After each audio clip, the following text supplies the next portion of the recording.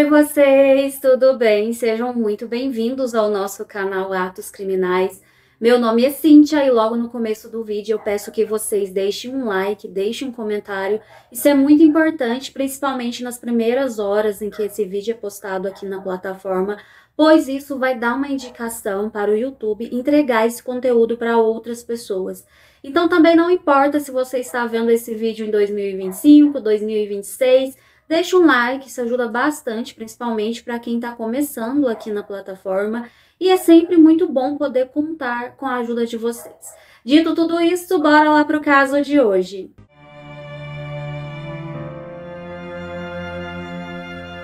O caso de hoje é sobre Jennifer Faber Douglas, que nasceu em 27 de setembro de 1968.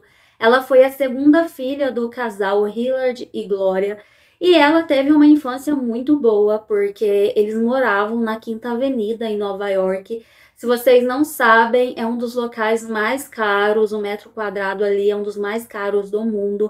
Então, só para você ter uma ideia, o Hillard, que era o pai da Jennifer, ele foi por muitos anos o vice-presidente do Banco de Manhattan. Ele fez uma ótima carreira, ele progrediu bastante e depois de um tempo ele acabou fundando a sua própria corretora. Então vamos falar de pessoas muito ricas, muito requintadas. E a mãe da Jennifer também tinha uma ótima posição. Ela havia feito um doutorado em educação infantil. Ela trabalhava com isso, também era muito bem sucedida. E graças à carreira dos pais, tanto a Jennifer quanto a sua irmã puderam ter um estilo de vida muito privilegiado. Desde cedo, elas frequentaram as melhores escolas e puderam também fazer várias atividades extracurriculares e experimentar tudo que a vida poderia oferecer. Mas não é porque eles tinham dinheiro que a Jennifer era mimada, muito pelo contrário. Desde cedo, o pai e a mãe ensinou essa moça a ter uma ótima posição com relação às pessoas, a ser educada, gentil, generosa, ser humilde. Não era porque ela teria ali uma grande quantidade de dinheiro que ela poderia destratar outras pessoas. E isso fez da Jennifer uma pessoa realmente cativante. Jennifer, desde muito jovem, ela mostrou uma paixão pela música e também era uma leitora voraz. Ela lia muito, com muita frequência. E durante o ensino médio, essa paixão só se intensificou, mas ela também acabou ali tendo uma grande paixão pelo squash. Para quem não sabe, é um esporte onde você usa uma raquete e fica jogando uma bolinha contra a parede. Ela era tão boa, mas tão boa, que ela chegou a ser classificada nacionalmente, o que fez dela uma atleta. Mas ela tinha paixão pela leitura, pelas letras, e ela queria cursar um curso que a gente chama aqui, né, de letras, e ela foi admitida para a Brown University, que é uma universidade muito conceituada. As pessoas, para entrarem nessa universidade, precisam trabalhar um duro ali durante o ensino médio. E a Jennifer não era diferente, como ela tinha um ótimo currículo, como ela era uma atleta, ela não teve dificuldade e é claro que a família ficou muito feliz com esse momento. Jennifer era uma pessoa envolvente, muito carismática, ela se formou em letras, ela queria se dedicar à leitura, tanto é que ela começou um mestrado em escrita. E quando ela terminou esse mestrado, ela queria continuar se dedicando a escrever, mas ela pensou também que ela gostaria de fazer alguma coisa diferente, alguma coisa com que ela se orgulhasse. E ela pôde, então, pensar em tirar, né, na verdade, um ano sabático. Ela queria fazer uma viagem sozinha por todos os Estados Unidos. Ela queria cruzar o país sozinha, ela iria fazer isso dirigindo. E acho que, na verdade, ela queria fazer isso para provar que ela era capaz e também para descansar um pouco. Mas ela não fez essa viagem sozinha, ela acabou levando a sua cachorrinha, que era a Sophie. No final dessa viagem, ela estava pensando seriamente em se mudar de Nova York para o Colorado e ela começou a pensar em como fazer isso. Acontece que em 2003, enquanto ela estava no aeroporto esperando ali um avião, ela encontrou alguém que era um velho conhecido da universidade, que era o Fotis Dulles. Fotis era um rapaz muito interessante, ele era muito bonito, envolvente, carismático. Claro, a Jennifer naquele momento ela ficou encantada com ele, ela já o conhecia de certa forma, mas alguma coisa bateu diferente ali naquele encontro. Ela não tenta, na verdade ela tentou não criar muitas expectativas com relação àquilo, mas eles continuaram conversando. O que acontece é que, na verdade, o Fotis, ele era casado nessa época, ele morava em Nova York, mas ele tinha uma esposa, mas ele estava no processo de divórcio.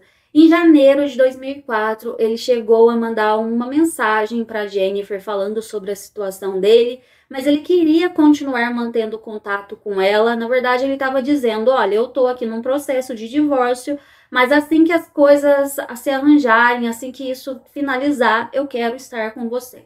E é claro que a Jennifer, ela pensou que valeria a pena dar uma chance, quem sabe ele seria o grande amor da sua vida. Nessa época, a Jennifer estava ali com cerca de 30 anos, ela estava pensando em constituir uma família, em ter filhos. O Fotis, ele era casado, mas ele não teve filhos e ele falou que ele também gostaria de ter filhos. Então, se os dois ficassem juntos, poderia ser ali uma bela relação e eles poderiam, né, formar uma família harmoniosamente. Fotis Dulos, ele nasceu em 6 de agosto de 1967.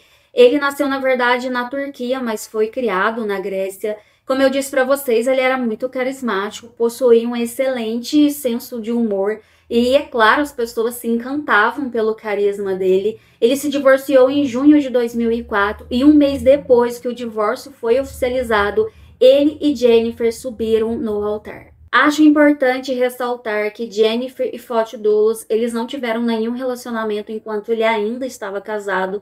Na verdade, ela só aceitou se encontrar com ele depois que ele havia oficializado a separação. Então, eles namoraram durante um mês apenas e eu achei isso muito surpreendente, porque acho muito pouco tempo para você conhecer alguém. É claro, né? A gente nunca conhece as pessoas totalmente, mas a partir de uma determinada convivência, durante ali a relação do namoro, você pode observar como a pessoa se comporta com relação a determinadas coisas. Então, eu acho que é importante ter esse tempo, pensar racionalmente com relação às coisas, mas é óbvio, a gente sabe também que quando as pessoas elas estão apaixonadas, se tem uma coisa que não funciona é a questão da racionalidade.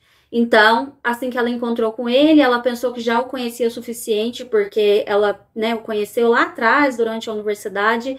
Enfim, ela achou que poderia dar certo, ele também, então eles se casaram.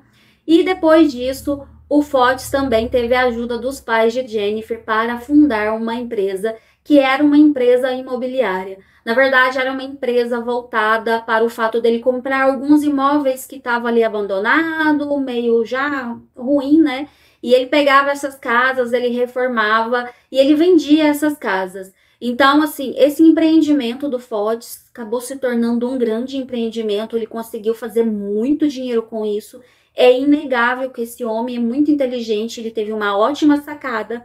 E esses imóveis que ele vendia, essas casas que ele reformavam, né, que eles reformavam, eram casas assim gigantescas, casas maravilhosas. Então, assim, com certeza, né, é sabido que eles tiveram ali grandes frutos desse empreendimento. Como o casal teve bastante sucesso financeiro, em 2006 a Jennifer ela engravidou e ela teve então um casal de gêmeos, que foi o Petros e a Theodora. Logo em seguida, na verdade 2 anos depois, em 2008, ela deu à luz também a gêmeos e foi a vez de dar as boas-vindas a Constantine e Cristiane. Em 2010, 2 anos depois, então ela engravidou novamente, dessa vez não foi gêmeos, mas ela deu à luz a uma linda garotinha chamada Noelle. Então, aos 42 anos, Jennifer era mãe de 5 filhos, ela estava muito satisfeita com a vida que ela estava levando. Ela não pôde se dedicar tanto à questão da escrita, que era algo que ela amava, porque apesar dela ter várias babás e funcionários na casa, ela precisava dedicar um tempo a essas crianças. Ela era uma ótima mãe, ela participava de tudo que era possível desses filhos. Ela participava ali de grupos escolares, ela fazia questão de reunir as mães dos coleguinhas dos filhos, ela estava sempre envolvida em alguma atividade relacionada à educação dessas crianças. Então é inegável que ela se tornou uma ótima mãe. E ela estava satisfeita com isso, por mais que ela tenha deixado a carreira dela um pouco de lado, talvez trabalhando ali um pouco só esporadicamente, ela sentia que ela estava ali no caminho, que ela estava fazendo o que ela sempre sonhou. E por falar em sonho, em 2012 a família se mudou para uma casa linda, maravilhosa em Farmington. Eles estavam reformando essa casa há um bom tempo, era uma casa gigantesca, tinha 6 quartos, 7 banheiros, 5 salas, era algo assim imenso. Vou colocar fotos aqui da casa. Era algo realmente assim com grande requinte. Eu acho que dá ali uma ideia das casas também que o Fotis reformava e geralmente vendia para as pessoas. Então fazia sentido que eles morassem numa casa tão grande, até porque eles tinham 5 filhos, então seria algo bem confortável para eles. E foi nessa época também que a Jennifer, ela fez amizade com uma das babás dos filhos dela, que era a Lauren Almeida, que acabou se tornando uma grande amiga de Jennifer, e ela acompanhava as crianças e Jennifer aonde quer que eles precisassem da ajuda dela. Nessa época, os garotinhos Petros e Teodoro, aos 9 anos, eles também já haviam se tornado atletas de esqui aquático. Parecia que as crianças gostavam disso. Na verdade, a Jennifer ficava um pouco incomodada porque eles praticavam esse esporte, porque o Fotis gostava que eles fizessem isso. Ele foi um ótimo esquiador, então eu acho que ele teve o sonho de ser um grande atleta e ele acabou não conseguindo isso. E ele meio que projetou isso em seus filhos. Acontece que ele tirava muito tempo dessas crianças, porque ele queria que as crianças o tempo todo estivessem praticando. E é óbvio, né? Existia épocas do ano ali que não tinha como, eles precisavam estudar. E acabou também ocasionando ali uma certa briga no casal, porque a Jennifer queria que esses garotos tivessem uma vida normal.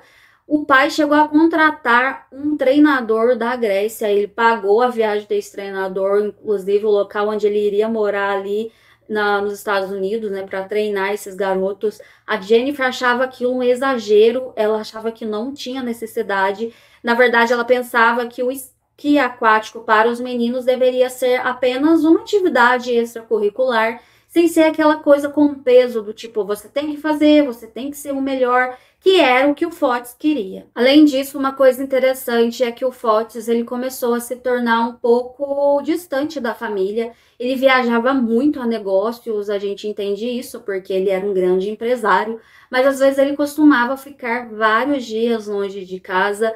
E a Jennifer, às vezes, ela sentia um pouco triste, ela confidenciava isso a Lauren, que era a babá das crianças, mas eles estavam casados há algum tempo, ela achava que era apenas algo do tipo, a relação estava um pouco desgastada, ela pensava que ela poderia, né, contornar toda essa situação. Mas em 2016, Fotis disse que estava tendo novos planos de se mudar, ele queria mudar para New Canyon, que é uma cidade muito bonita. Na verdade, ali existem várias pessoas muito ricas. Sabe aquele tipo de local em que as casas elas são muito afastadas uma das outras, porque as pessoas são ricos o suficiente para ter isso, né? No fato, parece que eles moram ali em pleno uma chácara no meio da cidade. Então, é uma área bastante requintada, é uma cidade conhecida por abrigar, né, pessoas com muito dinheiro. E ele estava planejando mudar com a família para esse local. Seria novamente para uma casa muito bonita, muito requintada, bem à altura, né, do que a família estava acostumada. A Jennifer, ela concordou, ela achou que seria bom de certa forma. Nesse local também teria ótimas escolas, seria bem mais tranquilo também, era bem seguro. Então ela achou que seria um novo recomeço, inclusive para o casamento. E assim eles seguiram o plano de mudar para New Canyon. Mas em janeiro de 2017, a Jennifer ela teve um abalo em sua vida, porque infelizmente ela perdeu o seu pai, que era uma pessoa que ela tinha ali como um centro mesmo, era o pai dela, né? Então ela ficou muito abalada com isso. Logo depois disso, em março de 2017, o Fotis pensou então que eles poderiam viajar para Aspen, que era um local onde a mãe e o pai da Jennifer tinham uma casa. Seria bom para a Jennifer ir, para a mãe dela também, a Glória, ir, tentar tirar um pouco ali a questão daquele luto, tentar aliviar um pouco a dor. Então eles organizaram uma viagem de férias. Mas algumas coisas estranhas aconteceram nesse momento. A Lauren, que é a babá da família, conta que um dia elas estavam tomando um chá e o Fotis chegou todo alegre ali, contando que ele havia levado os meninos em um clube de adulto. Elas ficaram horrorizadas porque os meninos estavam ali na adolescência. Como assim ele havia feito isso? Mas o que parece é que ele deu uma passada ali pelo local, falou para os meninos vão entrar, mas acabou não entrando. Enfim, mas foi uma situação estranha porque não foi permitido que essas crianças, né, esses adolescentes entrassem, mas por que que o Fotis os levaram, né, até aquele local? Tirando esse inconveniente, as coisas pareciam estar indo bem naquela viagem, mas a mãe de Jennifer, a Gloria, ela sofreu um pequeno acidente doméstico enquanto elas estavam ali, e infelizmente a Jennifer teve que voltar para casa com a mãe para que ela pudesse ter ali alguns cuidados médicos. O Fotis disse que iria continuar aquela viagem de férias e a Lauren deveria continuar o acompanhando para que ela pudesse cuidar dos meninos quando ele não estivesse por perto. E assim aconteceu. Só que a Lauren conta que eles foram para um resort que era um resort muito bacana, inclusive, e tinha ali alguma questão, né, atividades com esqui aquático. Só que quando eles chegaram no hotel, o Fotis disse que, na verdade, a Lauren ficaria com todas as crianças no quarto e ele iria ficar em um outro quarto sozinho e que ela deveria se virar de certa forma com as crianças. Ela pensou, bom, tá, né, eu estou aqui para pagiar as crianças, mas por que ele disse que eu vou ficar totalmente responsável pelas crianças? Ela só pensou sobre isso.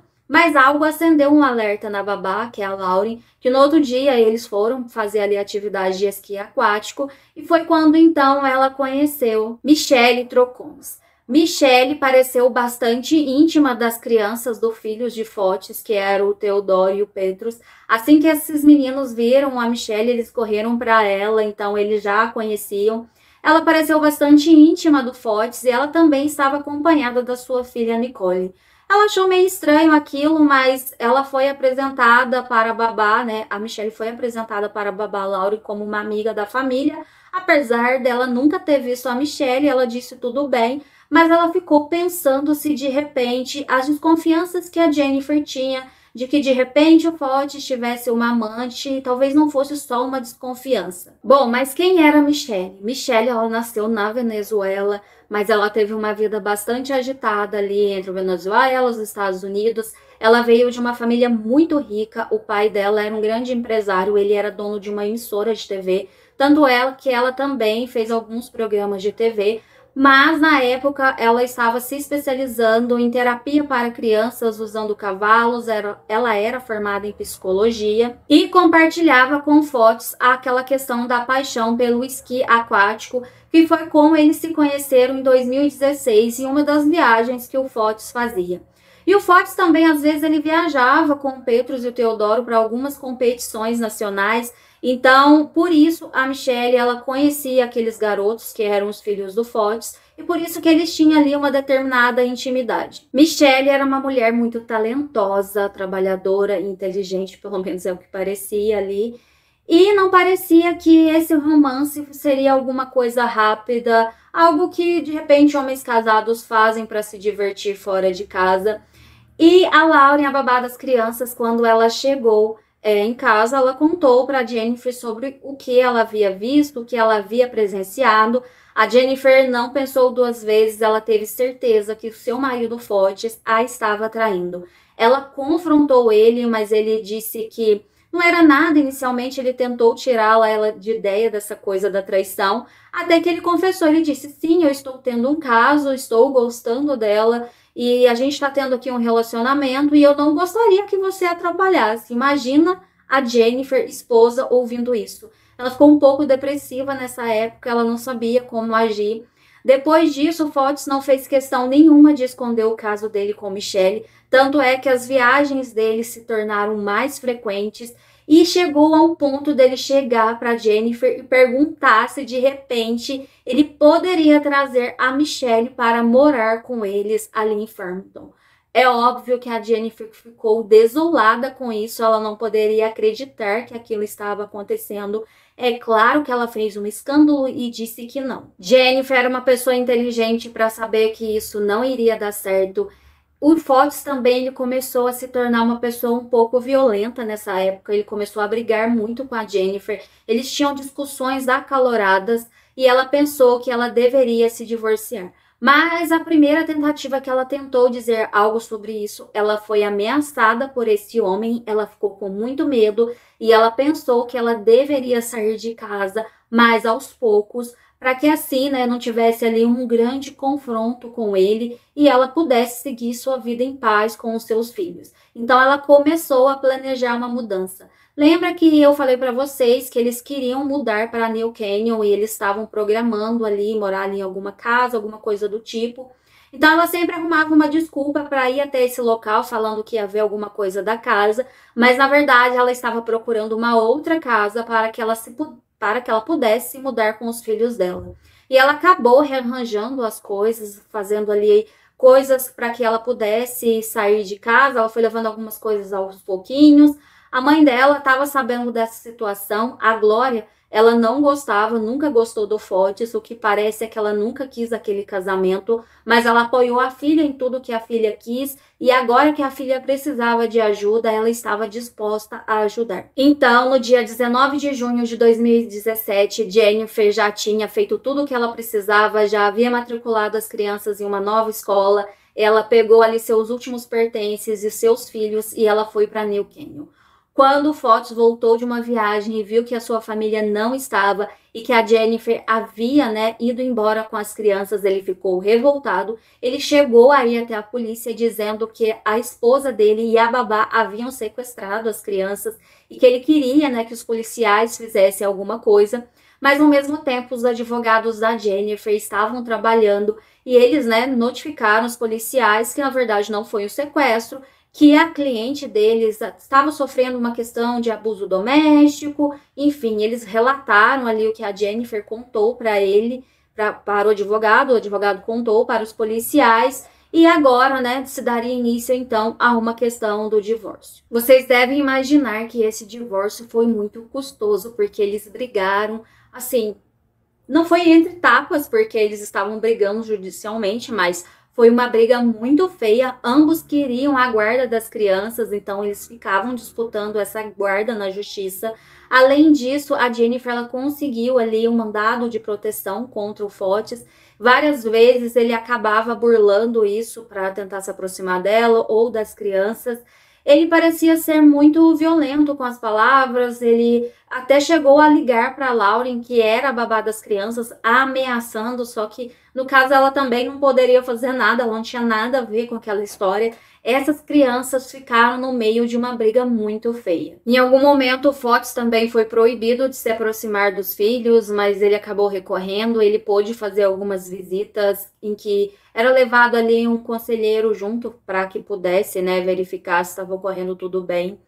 O que acontece também é que a Glória, agora a viúva do Hillard, que era, o pai da Jennifer, ela estava querendo cobrar o Fotis por algumas dívidas que ele havia feito ali com o Hillard durante o tempo em que o Hillard ele ficava financiando o negócio do Fotis. O que acontece é que o pai da Jennifer ele deu muito dinheiro ao Fotis e o Fotis ele tinha que pagar ali como se fosse um empréstimo, mas ele não estava pagando há algum bom tempo. Então a Glória também o levou na justiça porque ela queria o dinheiro dela. Eu acho que ela estava certa. Esse dinheiro, deveria voltar para as mãos dela. A filha dela não tinha nenhum acesso ao negócio do Fotis agora que eles estavam separados. Uma coisa que a Glória conta é que o Fotis ficou muito revoltado na época, principalmente porque ela proibiu que ele pudesse usar alguns artigos de luxo da família. Ele sempre fazia muitas viagens que ele dizia que eram negócios, então ele usava um jatinho particular que a família tinha. E ela proibiu todas essas coisas, proibiu que ele ficasse em casas de férias que ela tinha. Então ele ficou um pouco revoltado, eu imagino que sim, ele gostava muito daquela boa vida que ele tinha e agora ele estava perdendo acesso a todas essas coisas. Enquanto isso, a Jennifer ela tentava manter ali um determinado grau de normalidade, até porque ela não queria que seus filhos sofressem. Ela estava morando numa ótima casa, a mãe dela havia ajudado ela, realmente uma casa muito linda, muito grande. É normal que ela morasse numa casa dessa, uma vez que ela era, filha ali de pessoas muito ricas. E ela estava ali tentando fazer o melhor que podia.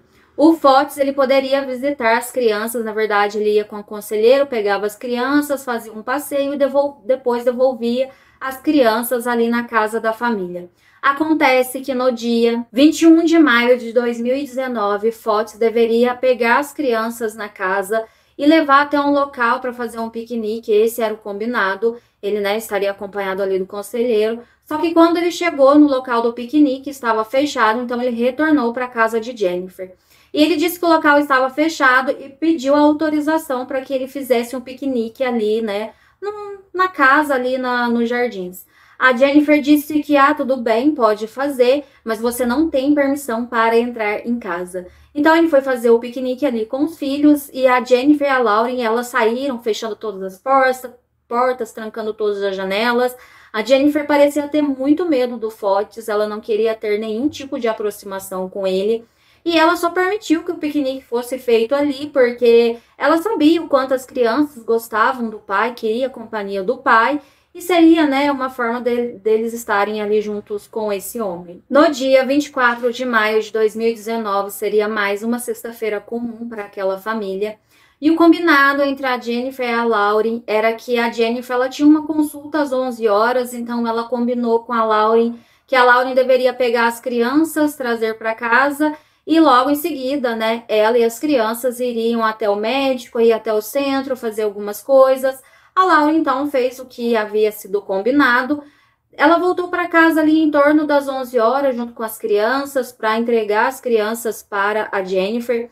Na verdade, um dos filhos ficou na casa de um amiguinho, porque esse filho não precisava ir no médico. Então, ela voltou com 4 crianças, só que quando ela chegou em casa, ela achou as coisas um pouco estranhas, porque a Jennifer não estava ali, o combinado era se encontrar ali. Ela notou que a bolsa da Jennifer estava ali na cozinha, no chão. Era uma bolsa de grife. A Jennifer tinha muito cuidado com as suas bolsas. Ela nunca deixava jogado, ela tinha ali um maior amor por esses itens. Ela achou um pouco estranho. Havia também algumas coisas que para ela não fazia sentido, porque a Jennifer tinha 2 carros. Um que era quase que uma minivan, que era para carregar as crianças, e o outro era um carro mais pessoal, um carro mais, enfim, outro carro ali. E ela, né, pensou, bom, por que que esse carro tá aqui e não a minivan? Ela saiu com a minivan, sendo que ela não precisava buscar as crianças. O que tá acontecendo? A Laura, então, mandou algumas mensagens para Jennifer dizendo que ela estava em casa, que, né, poderia buscar as crianças para que as mesmas não se atrasassem.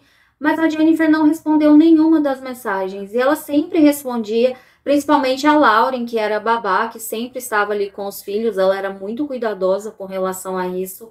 A Lauren, então, resolveu ligar e, novamente, nenhuma resposta da Jennifer. Ela começou a ficar bastante preocupada, ela começou a ficar muito ansiosa. Ela achou que alguma coisa não estava certo. Ela pensou que, de repente, a Jennifer havia sofrido um acidente e precisasse de ajuda. Então, ela foi até a casa da Glória, que era a mãe da Jennifer, e contou, né, sobre o que estava acontecendo, o combinado daquele dia.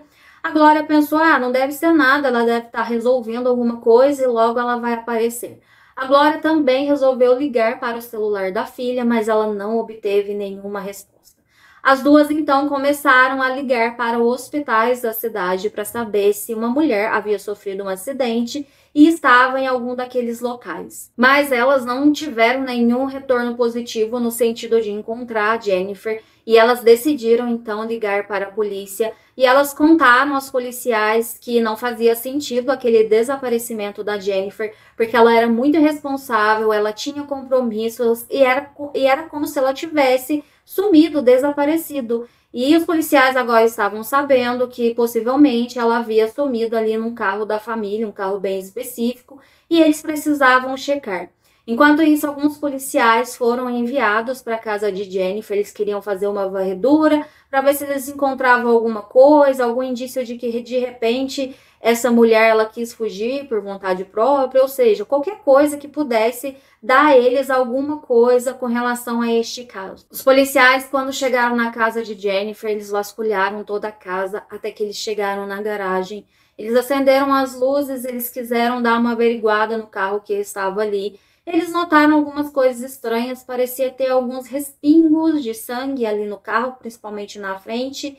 Eles viram também alguma coisa como parecendo que alguém tentou limpar algo ali. Então, eles pensaram que isso poderia indicar alguma coisa, eles iriam verificar, mandar esse carro e algumas outras coisas que eles encontraram na casa para a perícia, para ver se eles encontravam ali alguma coisa, algum DNA ou alguma impressão digital. Eles estavam olhando tudo com muito cuidado, porque eles sabiam que qualquer coisa poderia fazer com que eles chegassem na pessoa que estava desaparecida neste momento. E foi quase que nesse mesmo momento eles também receberam a notícia de que o carro que a Jennifer possivelmente saiu de casa foi encontrado próximo de um parque. Imediatamente, muitos outros policiais foram para o local para tentar ver se eles encontravam alguma coisa.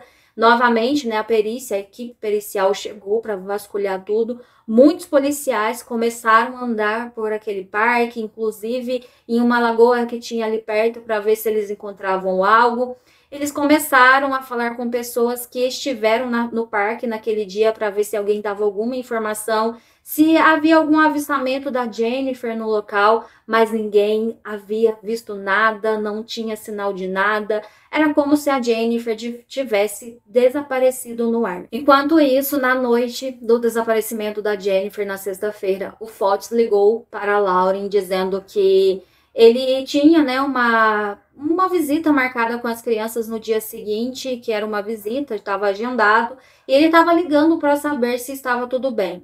A Lauren disse para ele que não estava tudo bem, porque a Jennifer havia desaparecido e que ela não poderia confirmar aquele passeio porque não fazia nenhum sentido as crianças saírem para fazer um passeio enquanto a mãe estava desaparecida, e ela também não poderia tomar esse tipo de decisão porque ela era apenas a babá, mas ela disse isso porque a Glória havia dito isso a ela.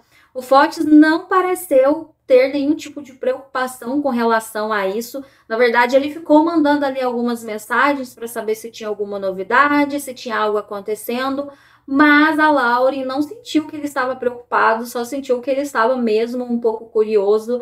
E, enfim, ela não gostava muito dele também, então, de certa forma, ela olhava com ele assim, com um olhar um pouco suspeito. Quando a família contou para os policiais a relação conturbada que a Jennifer tinha com o Fox, que era o seu ex-marido, os policiais pensaram que ele era uma pessoa que eles deveriam ficar de olho, porque um ex-marido revoltado sempre é um grande suspeito e eles iriam averiguar tudo. A Glória tinha quase certeza que o seu ex-genro poderia ter alguma coisa a ver com o desaparecimento de sua filha. Ela estava desesperada, ela queria notícias, e essa senhora, infelizmente, ela estava ali em estado de choque, ela só queria que alguém desse alguma resposta para ela. Fox foi chamado até a delegacia porque os policiais queriam ouvir o que ele tinha a dizer para ver se ele tinha alguma coisa a ver com aquilo. Ele foi acompanhado do seu advogado e ele negou qualquer envolvimento relacionado ao desaparecimento de sua ex-esposa. Durante a entrevista ali, um dos policiais recolheu o seu celular e pediu também que ele desse ali uma amostra de DNA, pois eles queriam checar com algumas coisas que eles haviam encontrado lá na cena do crime, que eles achavam que era a garagem da Jennifer. Eles estavam vendo algumas coisas, eles acham que na verdade ela foi atacada na garagem, que aqueles respingos de sangue no carro foi em decorrência dela ter sofrido algum traumatismo, então teve algum ferimento correlacionado a isso. Eles conseguiram algumas imagens de câmeras de segurança de alguns vizinhos, então eles puderam notar que o carro da Jennifer saiu da casa dela num determinado horário para nunca mais voltar, e eles encontraram esse carro depois, né, na sexta-feira mais tarde no parque. Mas essas câmeras de segurança não dava para ver quem estava dirigindo aquele veículo. Dificilmente eles acham que era a Jennifer dirigindo, eles acham que alguém entrou na casa, a raptou e levou para o parque, depois levou para algum outro lugar, porque eles não conseguiam encontrá-la. E só para piorar toda a situação da família de Jennifer, o Fox não deu sossego, ele resolveu ir em uma outra cidade e dizer que a sua ex-babá, babá das crianças, na verdade, havia sequestrado seus filhos, porque ele pensou assim, bom, a Jennifer tem a guarda, ela está desaparecida, então quem tem que ter a guarda agora sou eu, que sou o pai. E aí ele disse que a babá e a avó estavam sequestrando as crianças e que ele queria a guarda das crianças. Só que o Fox não foi nem um pouco inteligente, porque os policiais têm ali um registro. Quando eles colocaram o nome dele, a documentação dele no sistema, sabia que ele não tinha a guarda das crianças, porque ele foi acusado de alienação parental. Várias vezes ele, né, ameaçou ali sua ex-esposa, ela tinha muito medo dele. Então eles disseram, olha aqui, a gente tem aqui os registros, as coisas não são bem assim. Como a sua ex-esposa está desaparecida, não significa que a guarda das crianças vá diretamente para você.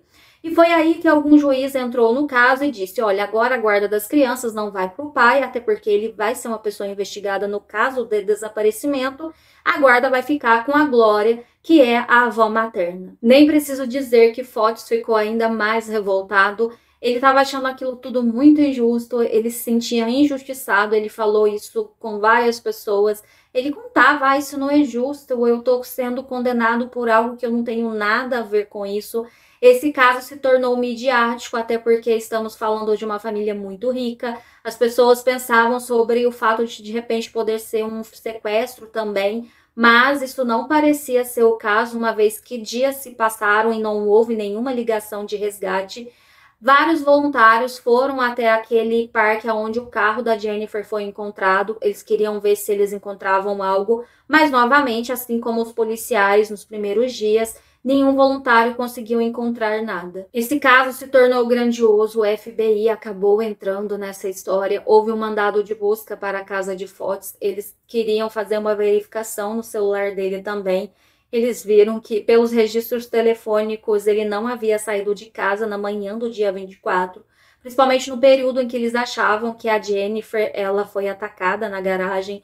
Então, provavelmente, ele estava em casa.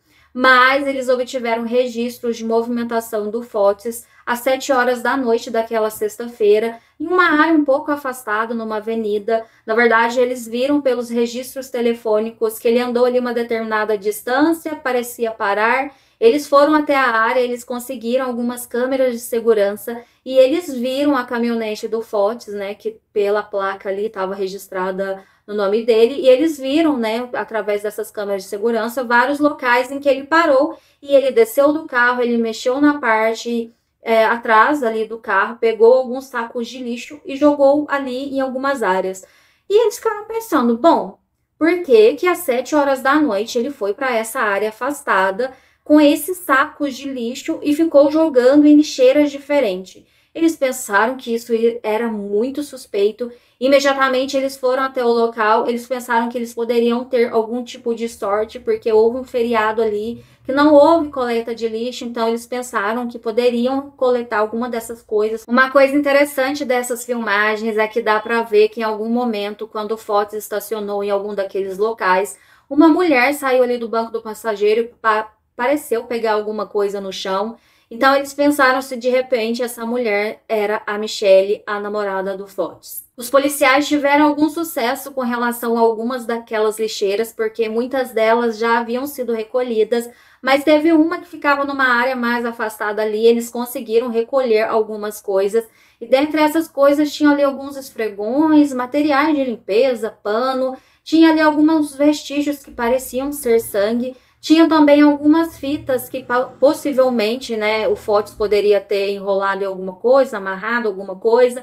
Então, isso poderia ser periciado e ver se tinha alguma impressão digital. Mesmo assim, os policiais não se deram por vencidos, eles sabiam qual era a empresa que pegava aquele lixo, então eles foram até o local de armazenamento. Chegando lá, gente, são pilhas enormes de lixo triturado, lixo que havia sido recolhido, ele já havia sido triturado, então os policiais pensaram que eles iriam fazer ali uma verificação em toda aquela montanha de lixo. Eles trouxeram vários cães, que eram cães preparados para ver se, né, encontrar alguma coisa ali no meio, material genético, coisa humana.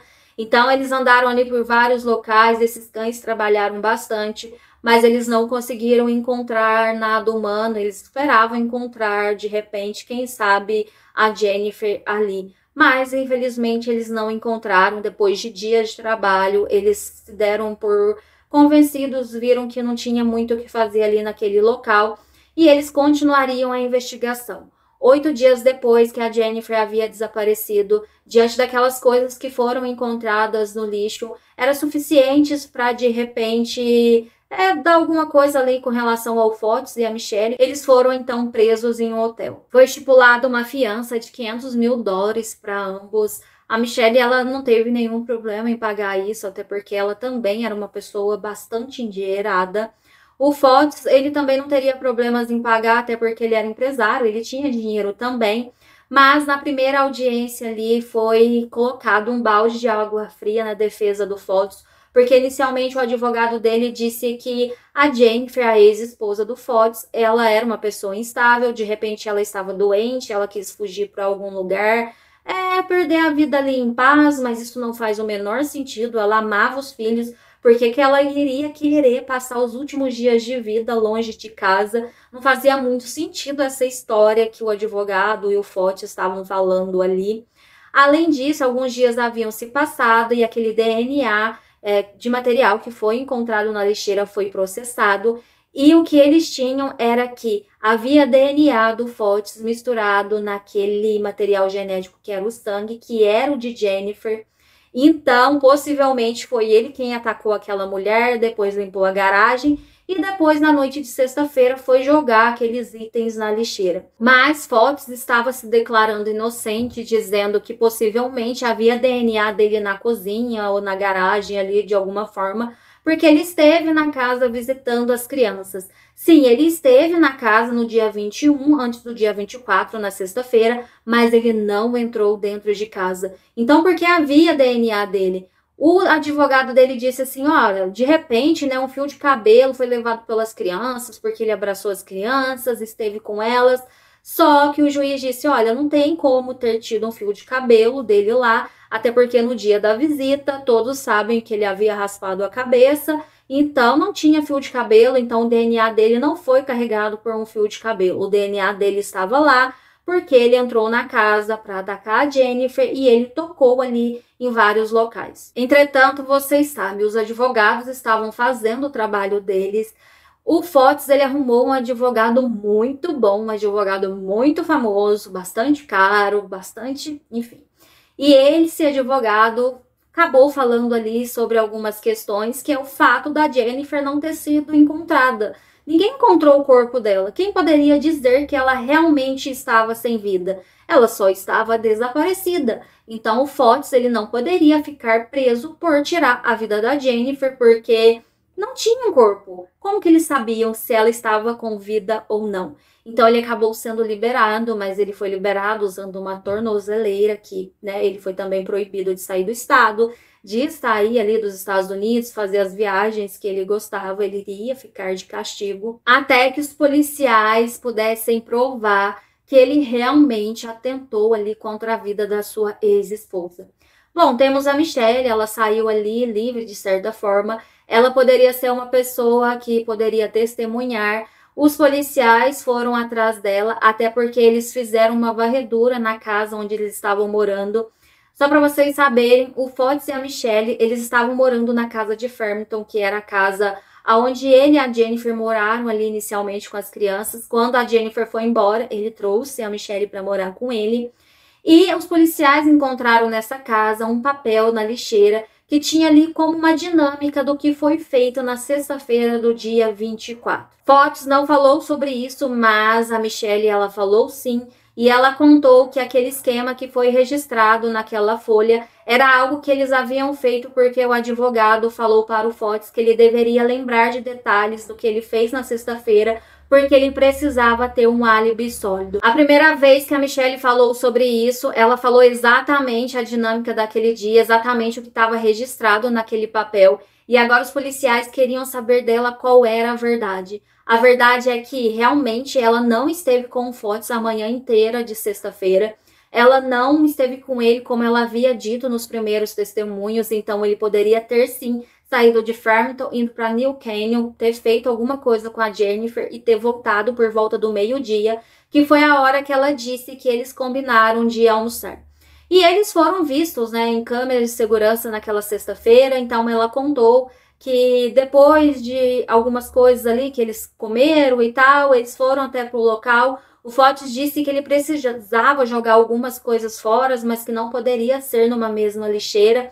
Ela não sabia do que se tratava, ela apenas o acompanhou, ela estava ali meio que fazendo um passeio com ele. Então, foi isso que na verdade aconteceu. Então, o Fotis, ele não tinha um álibi sólido para sexta-feira, ele não estava com a sua namorada na casa como ele disse que estava. Acho interessante a abordagem do detetive que falou com a Michelle, porque ele disse para ela, olha, Você tem que falar a verdade. Eu quero saber, não que tá aqui nesse script de álibi, mas eu quero saber a verdade. Essa é uma chance de você poder se livrar disso, poder ter uma pena menor, poder estar com a sua filha. Você não tem que pagar por algo que você não fez. Então, ela resolveu falar isso. Eu acho que, de certa forma, naquele momento, os policiais sentiam que ela estava chateada.